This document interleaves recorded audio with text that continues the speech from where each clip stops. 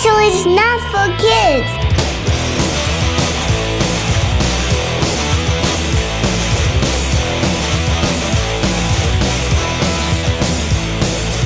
I know a lot of our listeners don't necessarily get into programming all that much, but I've been kind of obsessed lately with a programming language, and I kind of want to tell you about it. Oh, yeah, this is good material, Tom. Tell us all about a programming language. I'm sure this is going to be really, really good audio.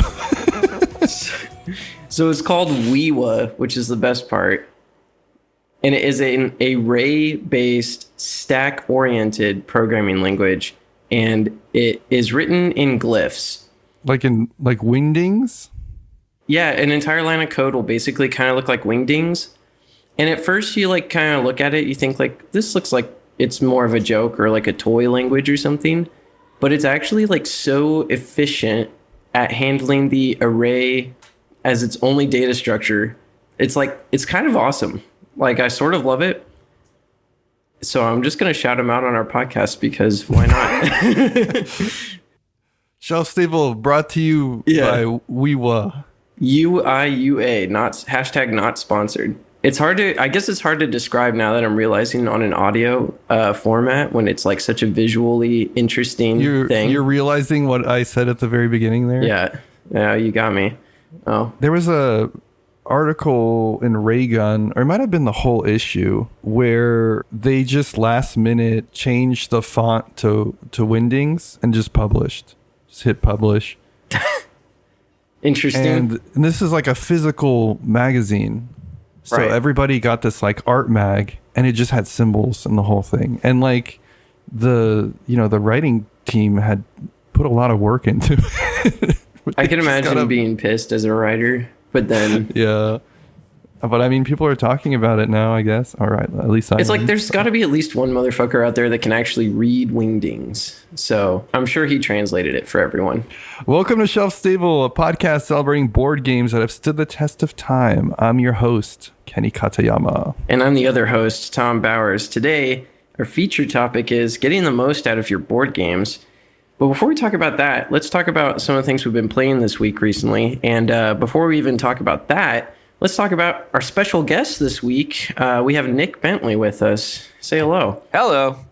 Nick Bentley is the president of Underdog Games, publisher most notably of Trekking the World, soon to come out with its second edition. Herstory, which is like history, but for her. And apparently... Really good, Tom. Wow, I'm borrowing that copy. There you go. And he apparently met Bill Clinton without wearing any pants. So, yes. Nick, I think that's how you became president of Underdog Games, right? Yeah, it was such an impressive accomplishment that I was hired. On the basis of it. It's like a challenge, basically, that when you meet a president not wearing pants, you become the new president of something. It's just kind of the rules of warfare or something like that. Yeah, it's a test of character, I would say. Mm-hmm. Nick, I'm particularly interested in your hex games. Oh, okay. Tom and I are particularly drawn to games that have like minimal rules, but a depth in the complexity. There's a lot more like emergent either theme or emergent mechanics based on that simple rule set. I've never played Catch Up. Mm-hmm. I want to play Catch Up. It looks really interesting. And it seems like you have a thing for hexagons. I'm looking through and like, there's a lot of hex-based games. Yeah, I'm glad you picked up on that. Hexagons are my favorite shape in the world. Nice.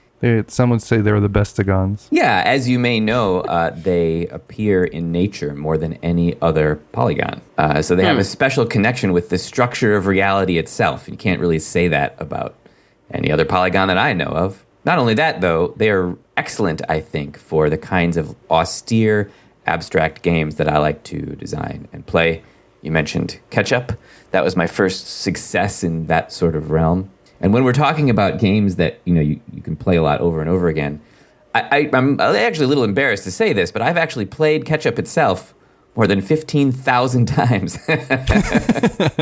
Wow. I mean, that's a sign that you were feeling compelled about your design, though. Well, it's embarrassing for a designer to play their own game that much. But, I guess you design games for yourself in some kind of way. Especially, I designed those for me in particular.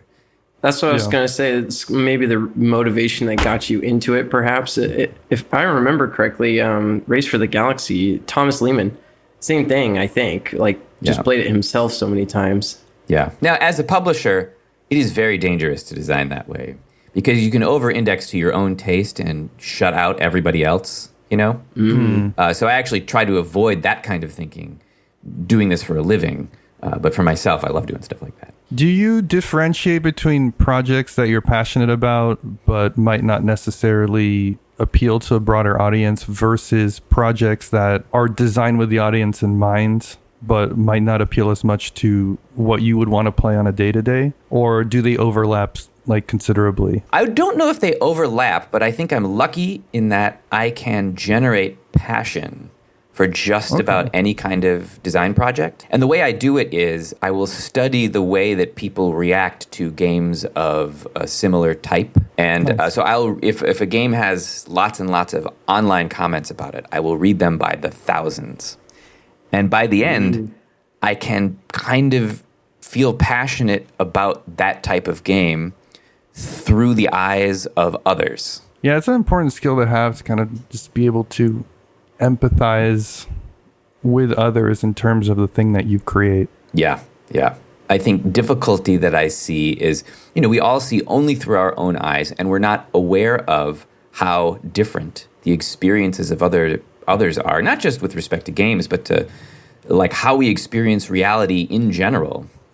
And I think there's like this, it's very easy to discount the experiences of others because of that. But by like engaging in deep study of the reactions of others to anything, but in my case, games, you can develop a much richer sense of the lived experience of others. Yeah, I totally agree. I think the games themselves feel like they're kind of a lens into the experiences of others. Yeah. In play, like I'm not even talking about the design, right? I'm talking about like in play, like you can start to understand another person a little bit more. Yeah. My mom recently played a game of Bonanza, and by the end of it, she's like, "What have I done? I don't even know you anymore. I've created a monster." And so,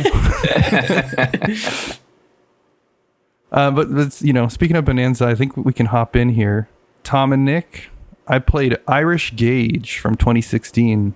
This is designed by Amabel, Holland, published by Capstone Games. An Irish Gauge is a Cube Rails game. For longtime listeners, you'll know that one of the very first games we talked about was Chicago Express, also known as Wabash Cannonball. And this is a similar kind of game. I would even argue that the rules overlap considerably. You are bidding and auctioning off shares of 5 different train companies in Ireland that are being formed. And then whoever has shares in that company is able to build out those rail lines, followed by a payout. I think the major difference between Irish Gauge and Chicago Express, well, first of all, there's a payout action that you can trigger at any time. So hypothetically, you could literally just like, everybody says payout, payout, payout, and the game could be over in like 10 minutes. I mean, realistically, you don't do that because that's a bad idea, but that's the first interesting thing. The payouts are not timed. The other interesting thing is that the way that railroads pay out is semi-random. Basically, the different locations have one of 3 industries that trigger, and you draw 3 cubes from a bag. And the cubes are evenly distributed. You are going to draw all of them by the end of the game, but you don't know what's going to pay at what time. If you draw one of each, everything pays out. But if you draw duplicates, then only the colors that are shown of the 3 industries are going to be the ones that pay out.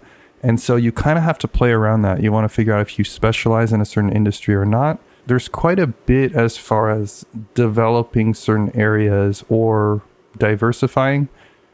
The page of rules makes bus look like a super complicated Sudoku puzzle. The page of rules for Irish Gauge makes bus look like Gloomhaven. Yeah, it's kind of nuts. But yeah, that being said, it is kind of a little hard to internalize how certain things work, like how you pay out the different train companies. So I'm not going to do my classic, where everybody listening is rolling their eyes because they're like, oh yeah, Kenny says it's super simple. And then I tried to play it and it's like not simple. Like it is a little bit hard to understand how to play the game. But as far as rules are concerned, it's like boom, boom, boom. You're ready to go. We're putting trains down. So as you know, like we love that. The gameplay itself is extremely cutthroat and interactive. So that's another thing to keep in mind is like, this is not a friendly game.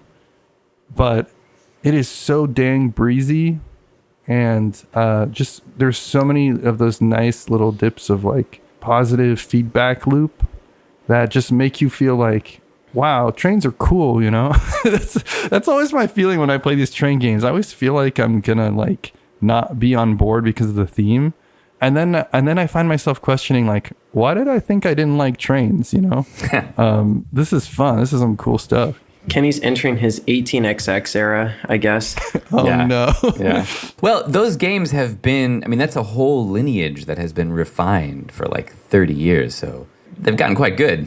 Yeah, it kind of goes back to the origins of the industry itself, as I understand. Model train nerds kind of like established geek culture, at least in America. Yeah. And then it went off from there. Nick, have you had the fortunate experience of experiencing any of the train games?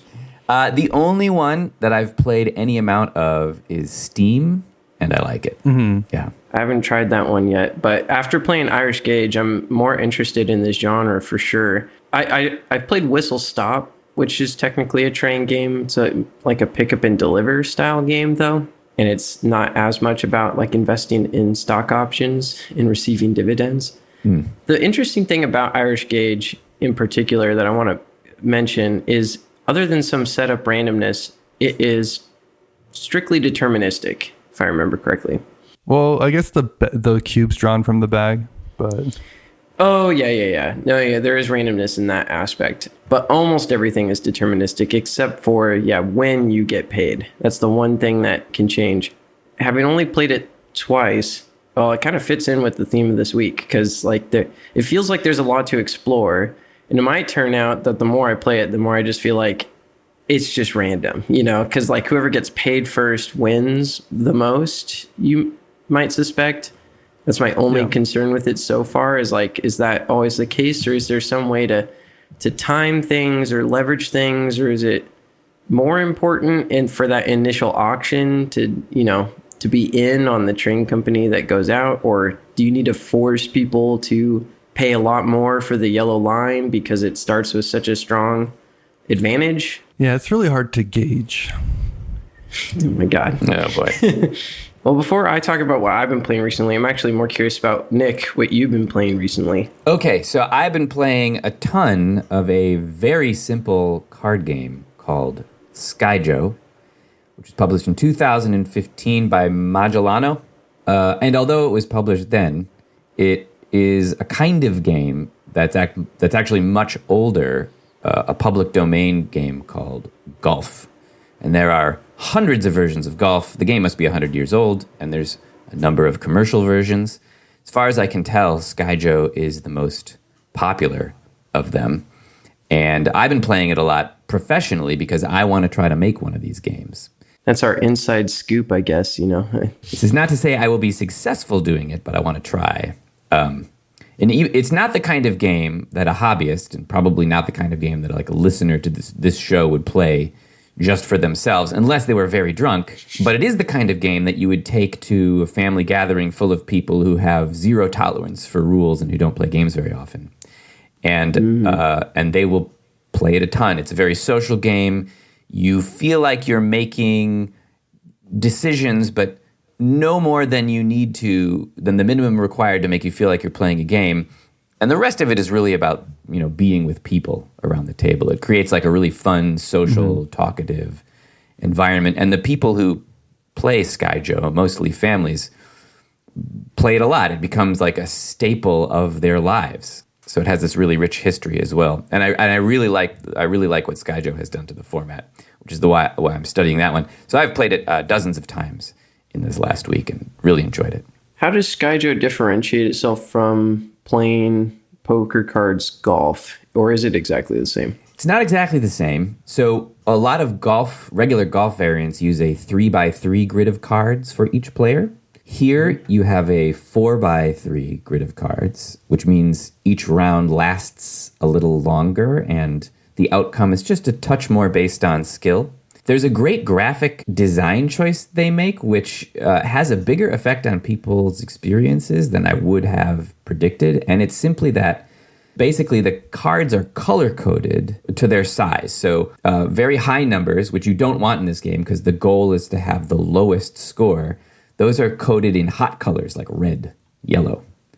And the lower the number is, the more cool the graphic design becomes. So you can actually sort of see the temperature of your grid become lower as your score gets lower, thus improving. So that's another big one. And the other big change that I think is really great is a special rule at the end of the round, which says if you trigger the end of the round by flipping over your last face-down card, if you do that and you don't have the lowest score for that round, your score for the round is doubled. So it creates this sort of betting tension around when to go out that doesn't exist in regular golf. Yeah, we've played quite a bit of Play 9, which is our go-to kind of golf variant. It doesn't have that mechanic, but I'm almost curious to try it with that now. One thing that people always complain about when we play is that, like, I'll just go out as soon as I can.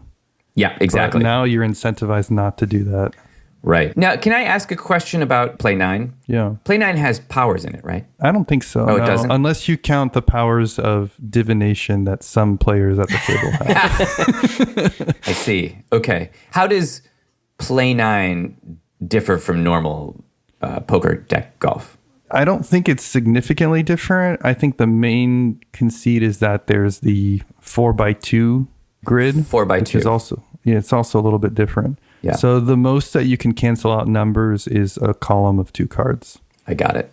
And then I don't remember if golf does this or not, but if you're able to get a second column of the same number, then you can actually go into the negatives in terms of your score. Got it. Okay. It goes to -10, I believe. Okay. I asked about the powers because I've noticed a lot of the commercial versions of golf put powers on the cards. And I think, based on my study of the way people play this game, that that's not the right way to go. It seems to be a game that does its job best when there's not that much thinking involved. I will concur, I think, that powers on the cards is less satisfying. Maybe variable player powers you could get away with if you really wanted to explore something there, honestly. But like we recently played Skull King, and Kenny hated it low key. I didn't despise it per se, but I was a little underwhelmed, and I think it's kind of because so many of the cards change the game. That it's like not very interesting. It just ends up feeling more random or Uno-like to do that, especially when it's something like trick-taking, or in the case of golf, it's not exactly trick-taking, but it's a very similar concept where you're trying to manipulate what's in your hand. Yeah, Nick, for context, he compares every game to a trick-taking game.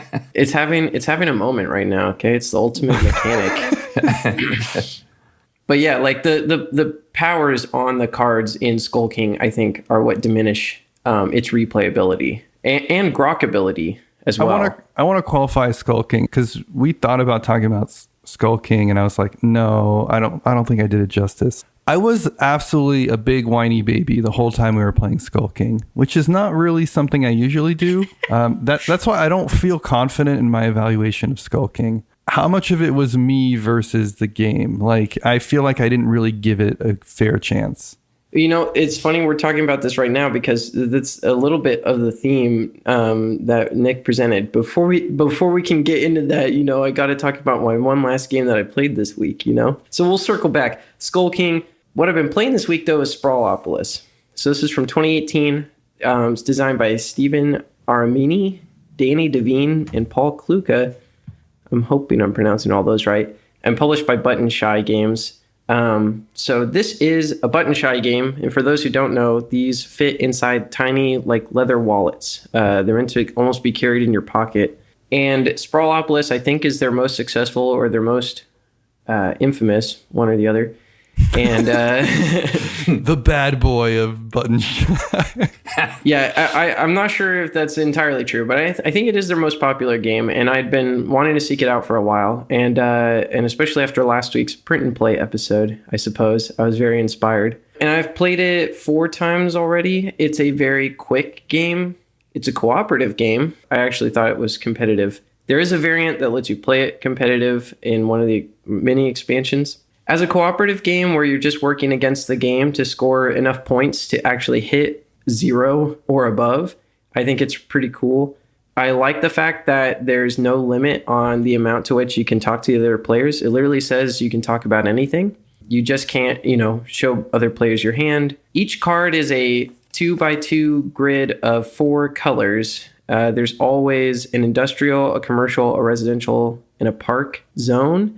And then some roads that cut through everything but the parks. And all the roads that you have at the end of your metropolis are going to count as negative points. And then all of the different districts will score based on the largest contiguous district that you've built. And then there's some additional scoring rules that are randomly picked at the beginning of the game that are on the backs of the cards. So very efficient use of space with this game. Very quick setup, easy teach, all things we love. And so far, it's been a very enjoyable game. It's puzzly. Keep that in mind. You want to be a puzzly gamer to want to seek this out, if you didn't know. And I'm very curious now to try out other button shies. Cool. Well, that was Sprawlopolis from 2018. 100 games to play before you die. For those who are new to the podcast, this is the part of the episode where we talk about Kenny's list of the 100 games to play before you turn 100. And this week, we're talking about game number 15 on that list, and that's Camel Up, published in 2018, designed by Steffen Bogen. Kenny, why is this game on the list? Camel Up is on the list because gambling is good, and all the kids should do it. This is a horse racing simulator, or I guess a camel racing simulator. Interestingly enough, you are rolling moving the camels around the board. And I know, stick around, hang with us. Yes, it's a roll and move, but really the camels are not controlled by an individual player. You're not trying to get your camel across the finish line. You are trying to predict which camels go where. And unlike other games that are in a similar vein, in Camel Up, the camels can get on top of each other. And then if a camel rides on top of another camel, then it just continues to be ahead of that camel and enjoy the luxuries of not having to run itself. So it creates all of these weird situations where you got like a camel going in the opposite direction, and then it might carry people backwards. But if it goes on top of another one that's going forwards, then that one's going to carry the entire stack. We played this last night, and there was literally a tower of every single camel on the board that was like precariously teetering because they just happened to get all on top of each other. And and I think when that particular thing happened, someone around the table was just like, this game is stupid. But like with a big smile on their face. And that's the thing. Yes, it's a betting game and it's a roll and move game, but it's also a silly game. And I think that's the reason it's on the list. This is a game that reminds people that, about the reason that we want to play games. It's about having fun and enjoying an experience with other people. It is very much interactive. Everybody's debating about whether or not the yellow camel is going to make it back in the race because the yellow camel literally hasn't left the finish or the starting line. And, going, I believe in you. And then the yellow camel making a comeback and just winning the whole thing. Or just sticking around in the starting line, depending on which game we're playing. There's also this aspect of like reading the board. I'm not going to pretend that this is a super strategic game, but I will say that the people who are more familiar with the game or the people who are just better at evaluating risk tend to do better in this game. So it's not an entirely random, let's just see who randomly wins. Like there are things you can do here just enough that it makes it interesting to all kinds of players. If you like games where you're trying to do predictions, or you like games where There's a gambling element, but it's not necessarily your traditional push your luck. This is the game that kind of encapsulates this. This is the game that represents that genre or category. I love this game personally. I always enjoy betting really almost way too early on a camel, just to gloat about the fact that I was clairvoyant enough to see it, go all the way. I think it's only worked out for me once though. So, I mean, what's fun about it is you're incentivized to try and every round take these chips early that indicate which camel you think is going to win. And it sort of pushes the other players to sabotage you, but there's only so much that you can really do to mess that up. If you bet on purple, people can literally throw like traps in front of purple to send it back a space if it happens to land badly. So it's like a lot of fun. It's a great like social game. It really brings the joys of gambling into the home, I'd say. Nick, have you played this one? Yes, I have. I really love it. I love betting in general, so it's a favorite of mine. Awesome. It was a Camel Up, specifically second edition, if you can get that one. All right, well, enough of that fucking bullshit. Time to start talking about the reason people listen to this show, the reason they show up week after week, tuning in every single time. We've been alluding to it a lot. Depending on how this episode is edited, we've probably already done it a little too much, but now we're finally going to get into it. All the stuff that we've been delaying up until now, the real meat and potatoes of this podcast. And that's the main topic. Getting the most out of your games. Nick, I'm going to start with a question. What made you think of this topic? I think there are several factors affecting my sort of thinking here. So one is that I publish games. It's my job to publish new games. And so I see the reactions of our customers to new things that we've published. And I'm well aware that because so many games are published now, many games are not played very much. And I see lots of judgments online about games saying that the game is this or that way. But as somebody who has participated in the creation of the game, and I've played it, 300 times or whatever, I know that a lot of those judgments are just kind of wrong, Mm-hmm. But because of the way our sort of hobbyist culture around games is right now, a lot of games will never be played enough by enough people for those misconceptions to be corrected. And it sort of reminds me of the fact, this belief that I have, that there's no art where what you get out of it is more dependent on what you put into it that I can think of. Oh, absolutely, yeah. I think that there's a real sense in which every good strategy game is actually a legacy game. So we normally think of legacy games as games where the rules change each time you play. But a good strategy game, if you really get into it, it's not the rules that change, it's your mind that changes. Mm-hmm. The meta, the context. Yeah, you come to experience the game in a different way as your understanding of it deepens. And I know for a fact that for even games with very simple rules, if they're good strategy games, your understanding can deepen a lot more than most people's actually do, or most people presume is possible. And so one sort of way to sort of test this is go find some simple game that has a good reputation, but that you don't think there's very much to. Monopoly Deal. Well, I don't know about Monopoly Deal. I haven't played it. So if it's on Board Game Arena or some site where there's a lot of people playing competitively, challenge yourself to go try to beat the best players at it. Most of the time, you'll get absolutely smashed, and you won't really understand why, right? And there's a little indication that, you're not seeing this thing in the way that it's possible to see it. There's a greater richness in the way that you can see it than is available to you. The big problem is that we don't know what we don't know, and in the absence of that, we can make all kinds of judgments which are completely wrong. Yeah. I think one way that I've experienced this in a certain sense, and maybe you can speak to this having designed and published games, is with expansion content.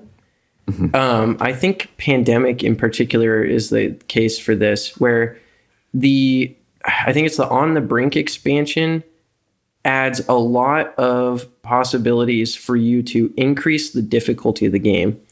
And I feel like I must be a dumbass because like on full difficulty base Pandemic with like the 6 epidemic cards, I already am like struggling. So there's definitely something I don't know, because like I'm like, why would anybody out there ever need to increase the difficulty more than this? But they must, there's probably some depth of the strategy that I'm not aware of that can allow for like even, more challenges to be added in, right? And so, have you come across that where you're like, you receive expansion content, you're like, why would they even add or change this? I don't actually interact with expansions that much because normally the games that I try to buy for myself are games that have a lot in them just as they are. And I do like trying to get very, very good at whatever I do. Like a game that I like, I'll typically play hundreds and hundreds of times. Yeah, I come to see so much in just the base game. I often stay away from expansions. That's fair, because I think just a few weeks ago I was saying that all expansions are bad.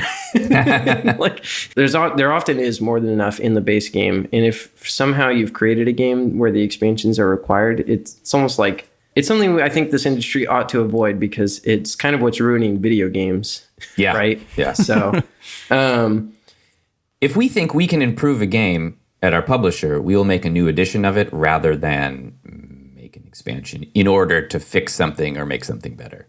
That makes sense, yeah.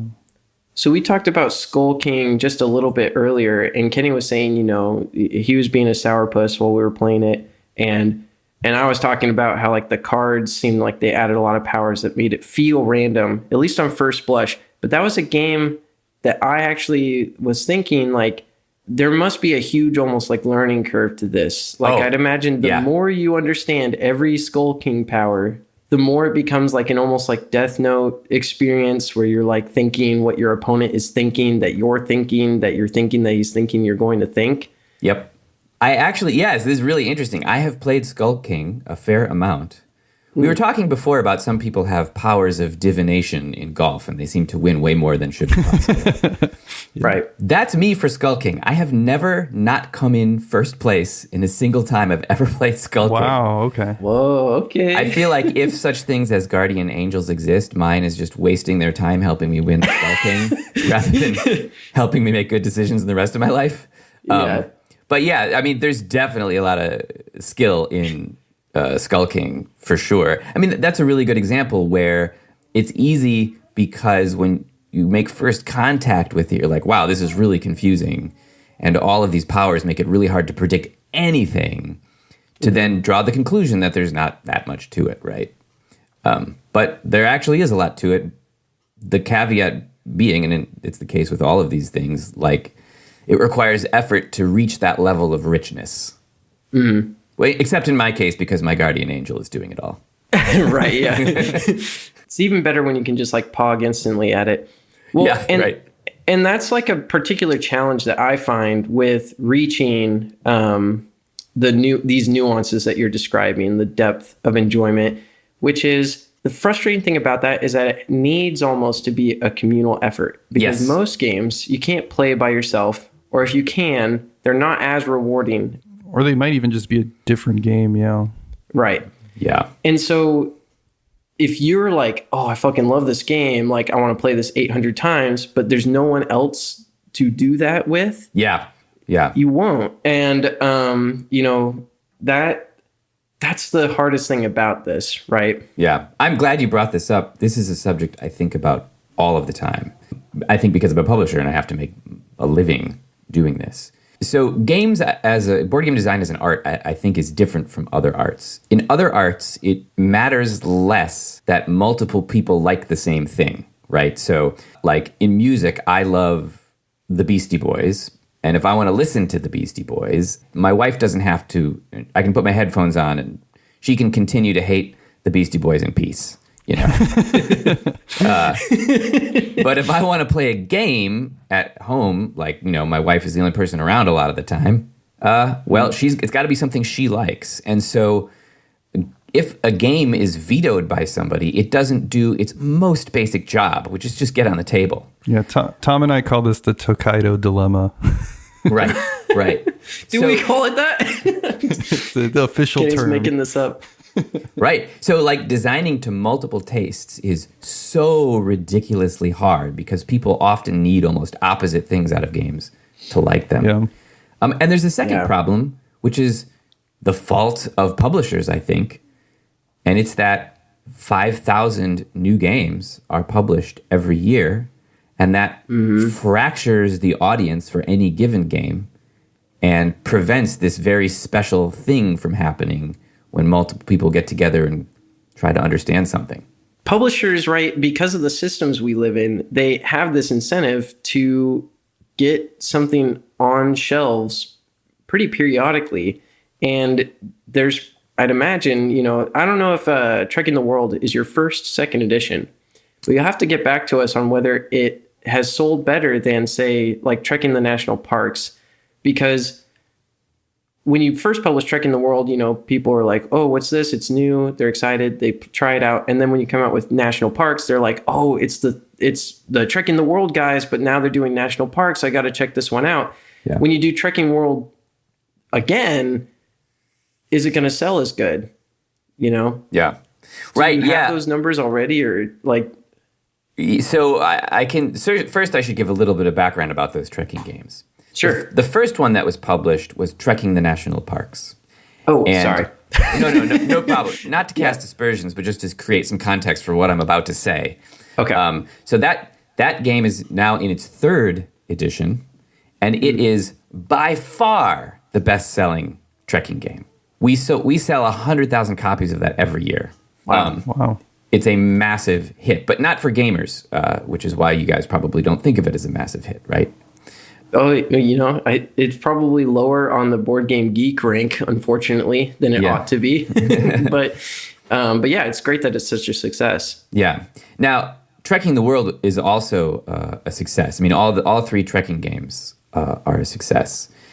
And our experience so far has been that making new editions is a good thing.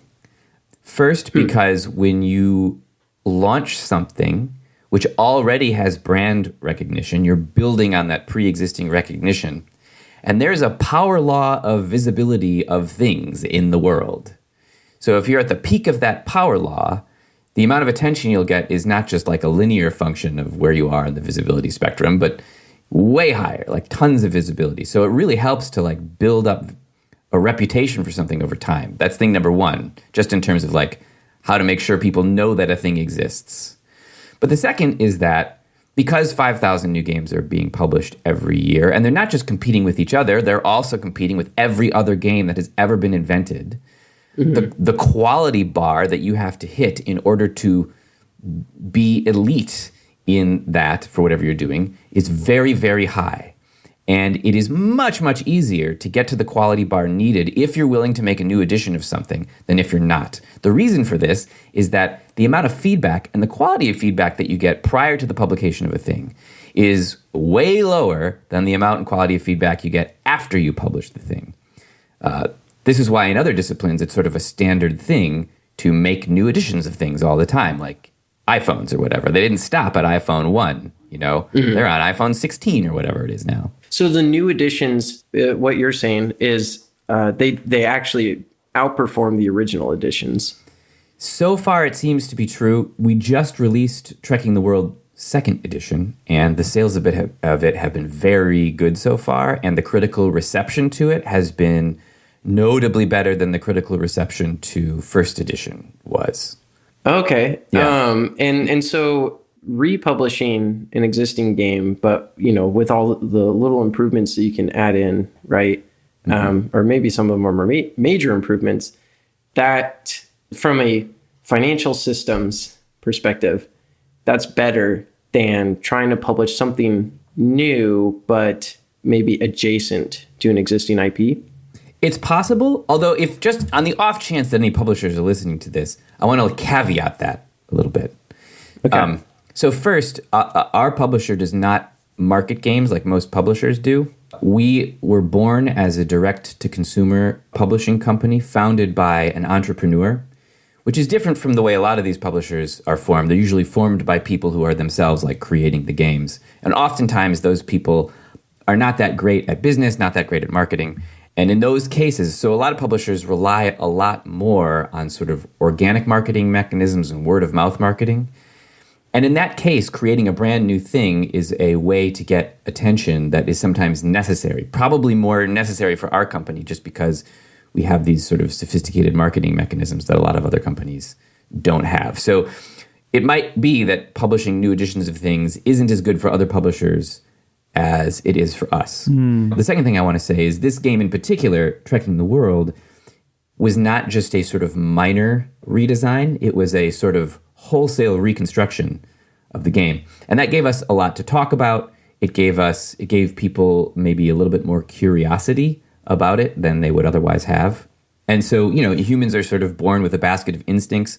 One is neophilia, meaning we are curious about things that are new to us.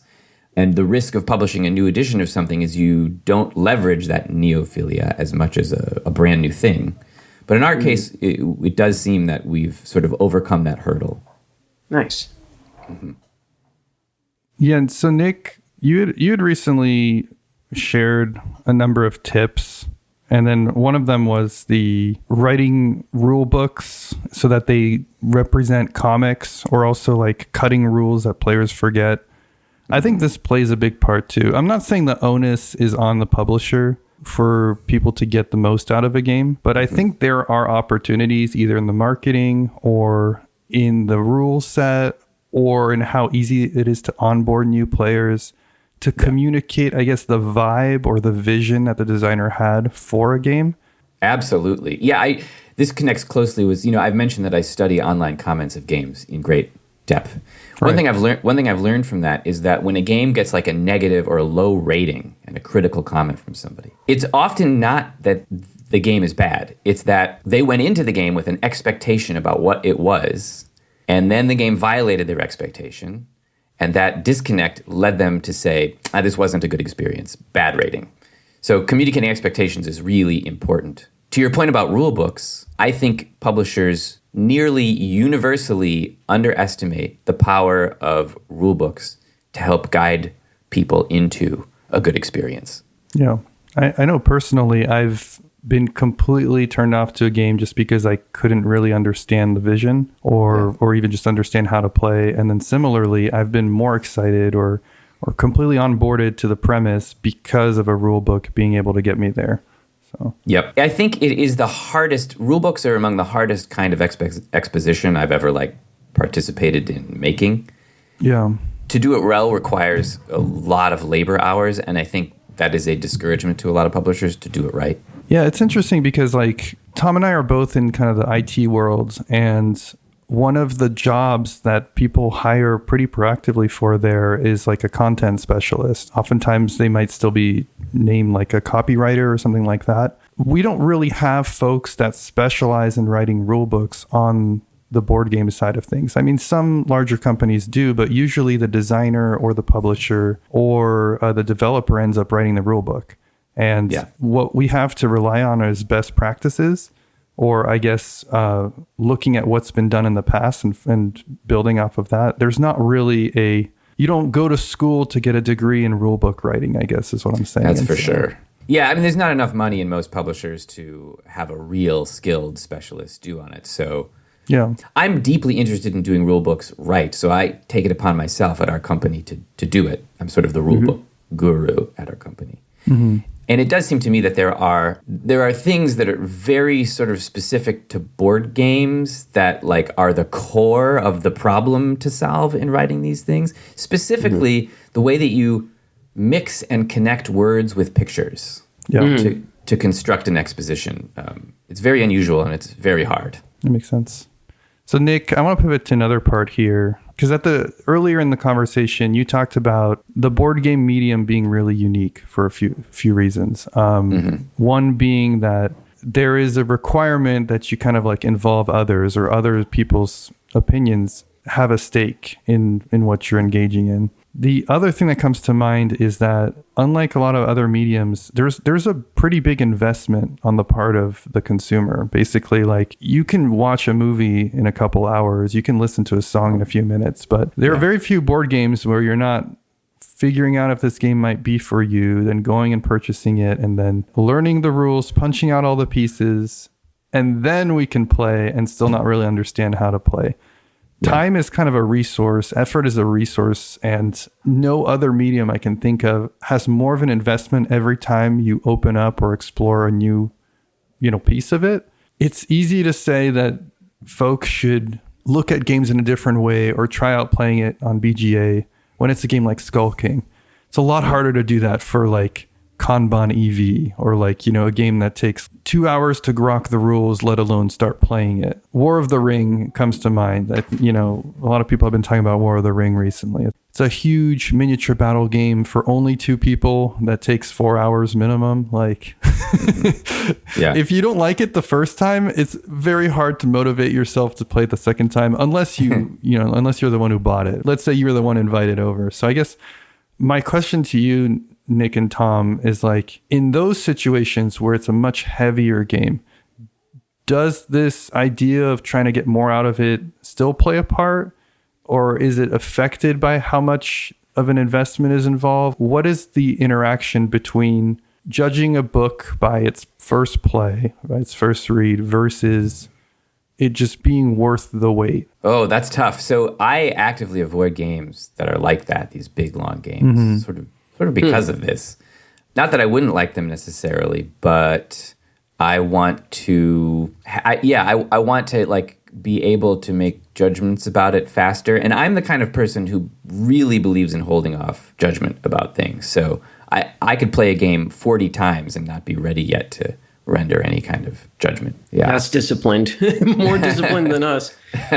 It comes from my background playing abstract games, because in those games, the games can end up just being completely different than what you initially thought they were. They don't look like anything. They're just like, black and white stones on a board. Yeah. And then, 100 games later, you're like, oh, wow, there's so much more to this. I think that doesn't just apply to those sorts of games, but it's most obvious when it happens in those sorts of games. Right. What Kenny's talking about is something that I've been thinking about a lot with regards to this topic, which is, when do I decide to sort of go all in on a game when so many games, like he's saying, ask so much already of my time and energy? I think about Brass in particular. I love that game a lot already. I've played it at least 9 times, probably more, maybe. I'm not entirely sure. I'd have to look. And it's long, but I can feel that gravity to it. The depth to it is there. And I want to keep exploring it. And I'm enjoying playing it so much that, I wish I could play it like 100 times really quickly, but I can't. And then you get this sense that if I invested all my time in Brass, I wouldn't have much time for much else. But there's still, so many games that I feel like I at least want to give one tryout for, or maybe 2. And so balancing that act, it's almost frustrating when you come across a game that feels like there's richness to it, that there's a lot to explore to it, but it's so much work to churn through it that many times that you're never going to get there. Yeah. And also, who are you going to get to play with you? Exactly. That's the other thing too, right? Like, we were talking about vetoes. Big games are vetoed so much more than not big games. Right. Yeah. Yes. Yeah. Like and in fact, just a couple weeks we were talking about, I played this with my girlfriend and at the end of it, she was like, this game is really good, but spending 3 hours on it every single time, I'm going to wish I had been knitting or relaxing with a book or doing something else with her time than playing this. And I don't feel that way. I want to play Brass when I have 3 hours to kill. Right. But admittedly, that's 3 hours, that's a lot. So it's unfortunate, I suppose, that, we aren't just given more time on this earth to put into this hobby. What's my point with all of this? Basically, I'm like, these big games, how do you get the reps in to find that? We need to just invent the Dragon Ball Z machine where you can go and the train hyperbaric chamber. Yeah, exactly. but you just use it for playing board games. I guess you could do squats in there too, but like that's how we get our reps in of all these heavier games. I do think there's a strong, if I can have like a hot take moment. Yeah. Okay. I think there's a strong argument for just abandoning them. Ooh, that is a hot take. I mean, I think a lot of the people who make these big games, like they can sell them because these games sell an aspiration to you. Mm-hmm. The aspiration that you might actually go play these a million times and get really deep into them and explore their giant scope. But it never happens. Mm-hmm. Yeah. Because of like the games are not designed for the realities of play. In particular, vetoes. Yeah, I can get to you to a certain extent. Like I agree that the games don't deliver on what they sell. Let's use Twilight Imperium as an example. I think there are a lot more copies of Twilight Imperium sold than we need, because usually at least 2 of the people that are in a game of Twilight Imperium own it, which means the mistake has been made. You know? Yeah. However, even though I don't want to touch Twilight Imperium myself with a 12-foot pole, I respect what it does and agree that it gives an experience that no other game can truly provide in a shorter time frame. It's almost like the 2001 A Space Odyssey of board games. And so for those who like that, even if they only get to play it once a year, I feel like that purchase was worth it, I guess. Yeah. The experience of playing Twilight Imperium once a year, I think, justifies the purchase in my mind. I can see that. Yeah. I'm also, from like just an artistic point of view, glad that these things exist, that somebody explored that crazy space that they're exploring. Even if I personally regard it as like, it doesn't use other people's time well, but I'm glad somebody was obsessed enough to go for it, you know? Yeah, absolutely. I'm curious, I guess, because you have, you know, the games that your company has created. Where do those fit in for you in this? Well, all Underdog's games are under an hour. Okay. And is that like an, God, what's the word? Like not tenet or ethos, or maybe it is an ethos of the company? Yeah, I mean, that is an intentional thing that we're doing. Part of this is sort of informed by my belief that there needn't be any connection between like how long or how rules heavy a game is and how sophisticated it can be strategy wise or in terms of experience. And because I believe that, I think it's possible to sort of have your cake and eat it too, in the sense of having games with streamlined rules that it's possible to introduce to other people, that other people who are not as into it as you are might be willing or even excited to play, and also get, you know, subtlety and richness out of it. Oh, fully agree. I mean, Tom and I are big Knizia fans, so. Exactly. I mean, yeah, the existence of Knizia demonstrates that there's, like, you can have games with very simple rules that are incredible. The theorem of Knizia. Yeah. Knizia exists, therefore. Be Alert, for example, one of the most underrated Knizia games out there, I'd argue. I don't know that there's that much depth to it, though, to be fair. Yeah, I mean, his games really do, they hide. I remember looking up the results of the World Board Gaming Championships each year. I used to go look to see, like, who won each game this year and the year before. One of Knizia's games, Battle Line, was always one of the games for which there was competition. And the same guy won every single year. And, like, if you've played that game, your first impression of it will be there is no way that one person could win a knockout tournament every single year. And yet, this guy was, right? So, like, that's, like, proof, just a great example of how Knizia game has so much more in it. I mean, going back to your BGA thing, like, Llama. I've played Llama with a lot of different people and varying levels of success.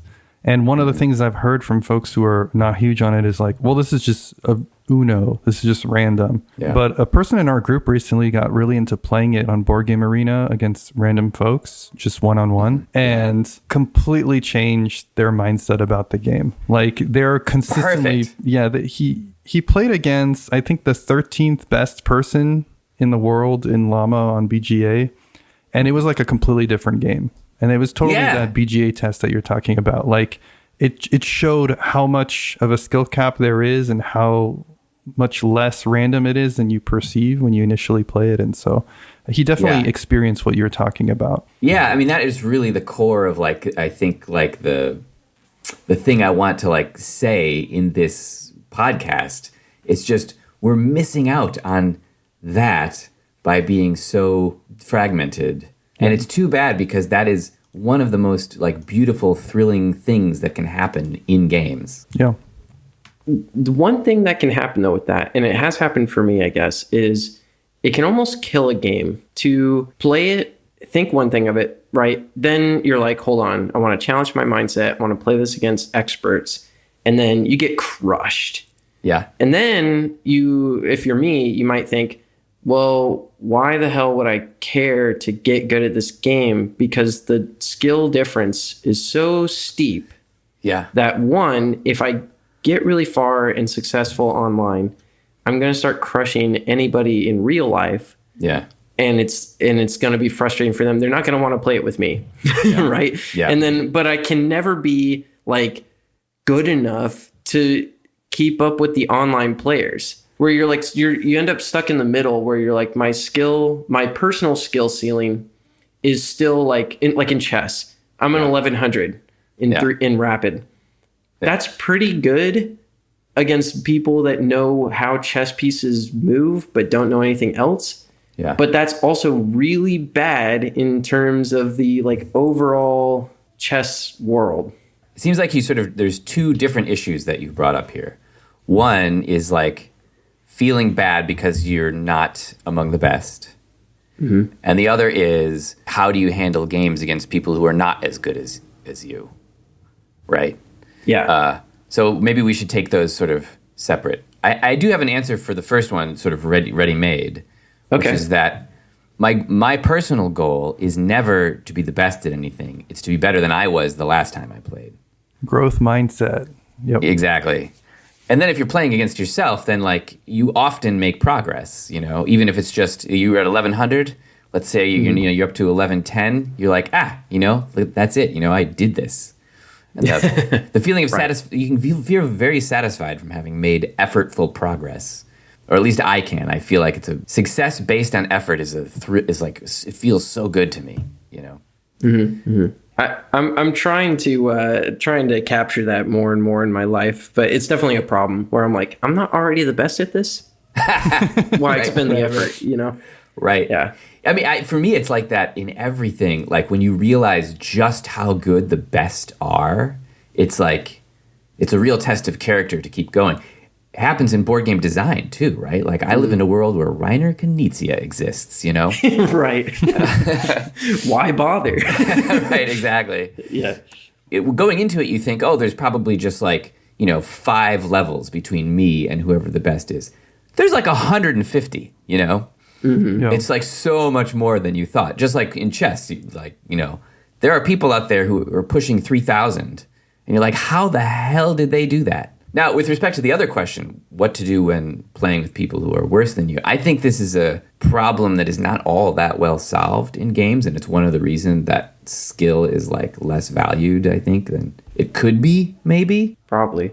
I wish games were designed with sort of, I don't want to call them handicaps, because I don't think handicaps work psychologically, but greater thought to mechanisms of equalizing differently skilled people. Yeah.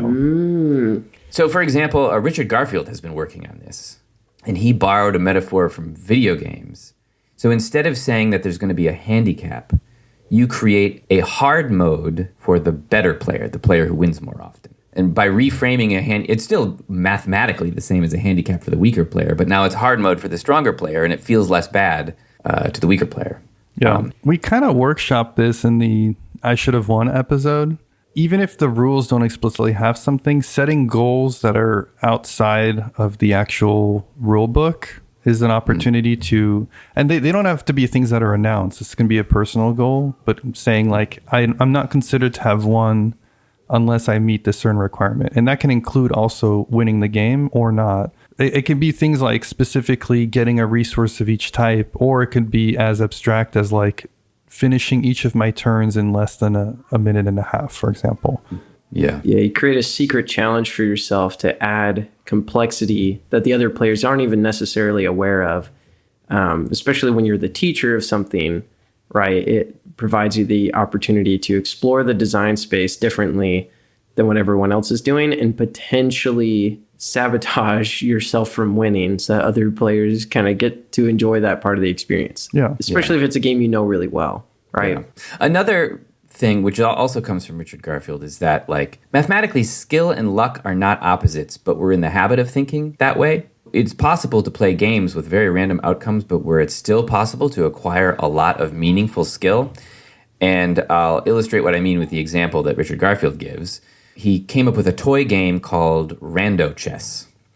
Rando Chess is exactly like the same as chess, except that when you're done playing the game of chess, you roll a die. And if the number comes up 1 through 4, the winner of the game of chess is the winner of the game of Rando Chess. And if it comes out 5 or 6, the other player is the winner. So Rando Chess has all of the same skill in it that chess has, in the sense that everything that you can do that increases your chances of winning chess also increases your chances of winning Rando Chess, but just not to the same degree. Now, Rando Chess is, of course, an awful game. It was invented just to illustrate a point. I don't know. I think I'm going to start playing that one with my coworker because I'm sick and tired of losing. I feel like if a game artfully mixes chance and skill together, you can have a great game that is where the outcomes are sort of heavily influenced by luck, but there is still a lot of acquirable skill. I mean, poker is an example of that. Or, I mean, speaking of Richard Garfield, Magic the Gathering. Like Magic the Gathering, I think some of the best players in the world, even at that game right now, still only operate on like a 60 plus % advantage, really. Yeah. And it definitely lowers when they play people at equal skill levels. Like, you know, I could still win 1 in maybe 10 games against Luis Scott Vargas, but thanks to the randomness of that game. But like most of the time, he's going to trounce me, right? And so there's like this very interesting edge to acquire, but it's not a guarantee. Right. So I think a lot of the problem there is just the fault lies with us players for thinking if we want to acquire skill, we should avoid games with like a heavy dose of luck. And I don't think that's true. Yeah. Like llama. Like llama. Play more llama. That's the real takeaway from this episode. In conclusion, play more llama. Yeah. Are there any games, I guess, Nick, that come to mind that you feel like people are very quick to judge but have a lot more depth, or maybe are more than they seem at the surface? Oh, so many. Yeah. I mean, I actually think on average that's true for strategy games, that most people don't understand how much is underneath the surface of most even halfway decent strategy games. But like an example of the kind of game we were just talking about that seems like super random, but where I think there's still a lot of acquirable skill. I'm going to mention Richard Garfield again for the third time in like a minute, but King of Tokyo. King of Tokyo, I think there are tons and tons of little probabilistic edges that you can realize for yourself. The outcome will still be pretty random, but there's a lot you can learn about how to play well in that game. Yeah, Tom, is there one that you can think of? Monopoly Deal? No. It might be true. It could be true. Have you ever tried to get really, really good at Monopoly Deal? I feel like both Tom and I have played a lot of Monopoly Deal, and we can say with confidence that it is a pretty random game. But that doesn't take away from it. It's still fun, you know. I really don't know, because the thing about a lot of these types of games is like, I'm not the kind of person I feel that can typically develop strong winning heuristics on my own. I kind of need to read the strategy guide. I need to hear from someone else with more skill or experience or intuition, perhaps, how to do it correctly, and then work really hard to apply those heuristics consistently and know when to violate them, et cetera, right? Yeah. And I can get there when I try, but I can't say that I've played Monopoly Deal and been like figured out those heuristics for myself at all. I will win. And I haven't been trying to, but I could see Monopoly Deal getting there, maybe. Yeah, the one that comes to mind for me is tiny towns. A thing I hear often about tiny towns, it's not necessarily about the depth or whether it's random or not, but I often hear that, oh, this game is like super non-interactive. Like this is basically a roll and write. And I mean, I've expressed my thoughts about non-interactive games in the past that they're good, but sometimes I bounce off of them a little bit. I don't feel that way about Tiny Towns. And I feel like the first few times I played it, I also felt like it wasn't super interactive. But the more I played it, the more the emergent level of, if I do this, then that's going to affect you in this way. And then I found myself looking at other people's boards a lot more. The BGA test, I was just thinking about what games on BGA have where the top players have very high ELO scores in ways that you wouldn't expect. And there's one that I always notice, which is Stone Age, which is often thought of as oh, this is an intro to worker placement from which you should quickly move past or something like that. But the best players of Stone Age on BGA are so good, just mind-bogglingly good. There's, I think, a lot more to that game than most everyone realizes. Yeah, and going back to randomness not being mutually independent from skill, Stone Age has dice. A lot of worker placements don't. Yeah. And so the fact that the same players consistently do well, but there's an element of luck to the outcomes, that kind of speaks to what you were saying. Yeah, for sure. I've noticed that on Board Game Geek, they sometimes issue challenges. If you could issue a challenge to people, I guess what would it be? Yeah, exactly. In concrete terms. Yeah, in conclusion, what's the homework assignment for the audience? Oh, that's great. Yeah, exactly. So I think, as far as I can tell, played a role in starting that whole challenge thing on Board Game Geek. What may be one of the first, or maybe even the very first challenge that I ever saw on there, and it's still up there to this day. It's called the 100 Play Challenge, which perfectly fits into this. So I used to have a rule for myself back before I was doing this professionally, that I wouldn't buy a game until I had played the last game I bought 100 times. Oh. Whoa. Okay. And that played in both to a lot of the things we're talking about here, also to the fact that I believe in living small. I think in an age of environmental degradation, I owe it to the world to not be a major consumer. And so that felt right to me. So then I put it up on Board Game Geek, and it just blew up. And the geek list is there's so many entries on there. I got hundreds, and people give me hundreds and hundreds and hundreds of geek gold for that. Wow. Buying avatars for the rest of your life for free. And then from that, after that, a bunch of 10 play challenge geek lists came up, and then the challenges just proliferated everywhere. Nice. So yeah, check out the 100 Play Challenge geek list on Board Game Geek. That's a wise way to go about it. I don't even know. I don't think I could say that I've played everything in my current collection even 10 times. So I should maybe get up on that. Yeah. I was going to do the 100 Ice Bucket Challenge, but I got too cold. What is the biggest thing that people get wrong about any of the games that you guys publish? So you see it maybe the most often. It's just they play Trekking the X, and they're like, this game is... Yeah. What's the thing? Yeah, so I see a common thing. So we make games that look and feel like gateway games. This ties in exactly to what we've been talking about in this podcast. It makes people feel confident that they understand the values of different things from the first time they play. I mean, in some sense, I like that because I want to make people feel comfortable, right? They got their bearings about them. But it also means, and this isn't just for our games, this happens for a lot of games. Somebody will go on to some rating system and say, resource A is worth this much and resource B is worth that much, and A is so much greater than B that you should never pay attention to B, and you should always just go for A, and therefore the decisions in this game are trivial, and therefore this game is a nothing burger. Forget about it, right? In many cases, they're just completely wrong. And I think there's a greater comfort with drawing fast conclusions like that for games with simple rules than for games with complex rules. Our games have simple rules, and so this is a thing that I see a lot. In Trekking Through History, on each turn, you choose an event from history in the form of a card, and the card has a date on it, and the card has some tokens that you can get based on the kinds of experiences you're having, visiting Galileo or whatever. The tokens all go into filling out an itinerary that will give you resources and points. And then if the time that you're visiting now is chronologically later than the time that you visited on your last turn, you can place that card in a chronological splay called a trek. People very commonly think that treks are the whole game. Like, as long as you optimize your trek points, you're going to win.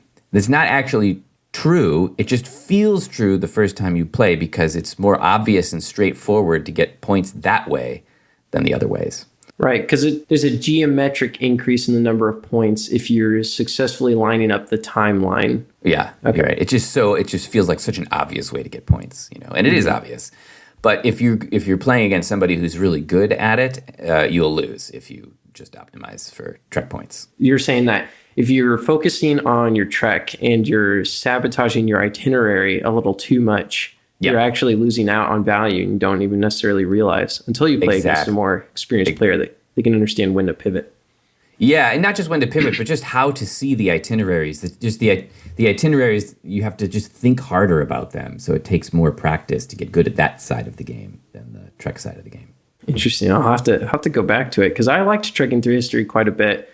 The reason I wanted to check it out was because of the historical moments that it highlighted. My girlfriend and I were raising kids, and it's important to both of us that we give them knowledge of the world and an understanding of history and their place in it, and not sort of stick to the narratives that white Western imperial America, is trying to it's already going to reinforce for them at public school, for example. Yeah. Just in their day-to-day lives about the Romans invented democracy and then they brought it over to the Americas. And I really appreciate that about Underdog Games. And it seems like it's an ethos that your company has to be instructive. Promote more of a worldwide. Yeah, exactly. And present a global. Yeah, it's interesting. I mean, we didn't set out to be polemic about it at all. But just from a literalist point of view, history is always being made on every part of the globe. Life goes on in every part of the globe. And so if you really want to represent world history, you have to represent the world, Right. And it's funny you say that because you're basically saying we did not wake up one day and have a meeting where we went, we should all be woke. You just we got to tell the story as it is and not, exclude these people groups, these moments, these important things. Yeah, it's funny. I've seen accusations that game was woke and therefore must have been made by some dyed-in-the-wool liberal Democrat or whatever. And that's not at all where that game came from. Kenny, I didn't know if you had something. No, I mean, Nick, we really appreciate you coming on. Oh, thanks. Been a pleasure chatting with you. Yeah, it's fun to chat with people about these things because, like I said, I don't have anybody else to talk with. No, it's been awesome. You definitely have the shelf-stable mindset. So you're a great guest. Probably have to, after this episode comes out, I think our biggest fans might have a lot of questions that they'll send our way. And then we might have to have you back on so we can... yeah, I'd love to be back on. Now that I'm shelf-stable certified for sure. Yeah, exactly. All right, awesome. Well, I think that's going to do it for this week, guys. Thank you so much for listening. Thank you especially to Nick for coming on our show. And then, of course, thanks to Michael, Tyler, Devon, and Josh of the Boise RainBeaus for that awesome 100-game segue. And especially thank you to Bonehouse for continuing to let us use the song Rot as our opening theme. If you're loving the cast, share it with a friend or on Reddit or BGG. It's the single-handed best thing you can do to help us grow. And if you want shit posts, we're on Bluesky now. Bluesky, what is it, Tom? Shelfstablecast.bluesky.server.biz or... Yeah, I'm not sure how the Bluesky server things work, but if you just search, Shelf Stable Cast on Bluesky, you'll find us. Speaking of which, you can also find Nick. Nick, what was your handle again? Oh, gosh, I think it's Nick Bentley at Bluesky or something. That's going to be a problem for that platform, all the strings and stuff that comes after the name. Yeah. And then if you want to reach out directly, send us an email at shelfstablecast@gmail.com. We've been getting a number of direct messages that are just like, hey, just wanted you to know, big fan, keep up the good work. Those make my day. So keep at it. Honestly, seriously, we super appreciate it. If you take the time to email us, yeah, you're the best. We should figure out a way to give you a geek badge. Yeah. Anyone you want to shout out? I'll shout out 3 people if I can do that. Okay. So first, Charlie Bink, a designer whose games are sort of the games that founded the company. Trekking the National Parks, for example, is his game. And like I mentioned, Trekking the National Parks is just an absolutely unicorn. It's a unicorn of a product. So Charlie Bink is great. Another one, a new designer who we hired on last year to help us develop some of our stuff. Her name is Marceline Lehman. I found her when I asked somebody who was teaching in the New York University Game Center who the best student they ever had was. And he named Marceline, and we hired her. And oh my gosh, wow. Nice. Unreal skill. And also the founder of our company, Hassan Hasmani, who is, I just love working for this guy. He's so good at challenging my assumptions, at like pushing me to be better than I would otherwise be. Just like the ideal boss. So yeah, those three people, I just love working with them. I had to shout out your coworkers. Anything you want to mention, Nick, you want people to check out, pursue, follow? How can they find you? How can they check out Underdog? What should they do? To check out Underdog, underdoggames.com. You can see all of our stuff there. Our big game line is the trekking series, trekking the national parks, trekking the world, trekking through history. A lot of work has gone into that, so I definitely want to shout out for that. We also have a bunch of little things that we made this year that people seem to like a lot, like we have a National Parks deck of playing cards, a National Parks jigsaw puzzle. Nice. Just go on underdogsgames.com and you'll see all that stuff. And there will be links in the description of this episode for all that stuff, so definitely check those out. All right, so next week, tune in because we're going to talk about playing games with children and family. Should be really appropriate because it'll come out right before Christmas. Alrighty. Bye. See you.